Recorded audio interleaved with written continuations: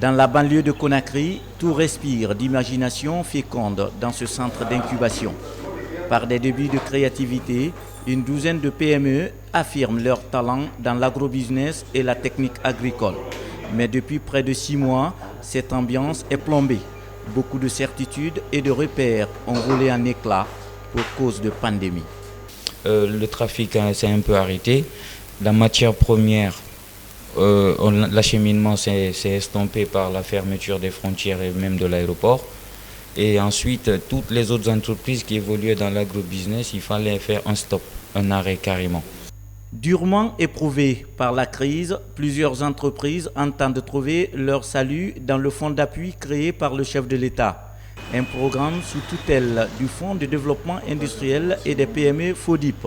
Celui-ci vient de trouver un protocole d'accord avec le secteur bancaire qui s'engage à accompagner les entreprises affectées par la maladie du coronavirus.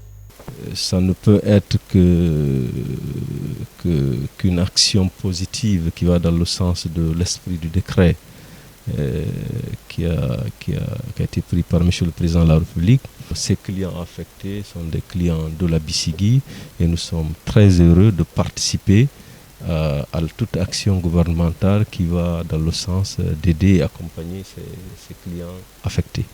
Nous sommes une banque qui est spécialisée à l'accompagnement des PME. Nous avons une équipe qui permet de les suivre et de les aider à formaliser leur activité, surtout l'État à travers les CGA pour formaliser l'économie et de pouvoir aussi booster les collectes de ressources de l'État.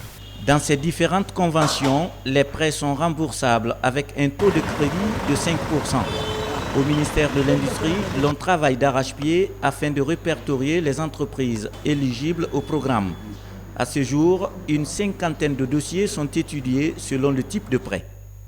Certains, pensant peut-être que ces ressources, même si elles sont publiques, sont données gratuitement et ne viennent pas à rembourser, ce qui compromettrait, j'allais dire, les résultats que nous escomptons. Mais au-delà du fonds, le gouvernement a pris la prudence pour déjà permettre aux banques de mieux regarder les crédits, ou en tout cas les projets qui leur sont soumis, de façon à ce que lorsqu'elles prennent des garanties, l'État prend des garanties, il faut que ce soit aussi du côté des banques qui donnent les crédits, que ce soit des projets vraiment fiables.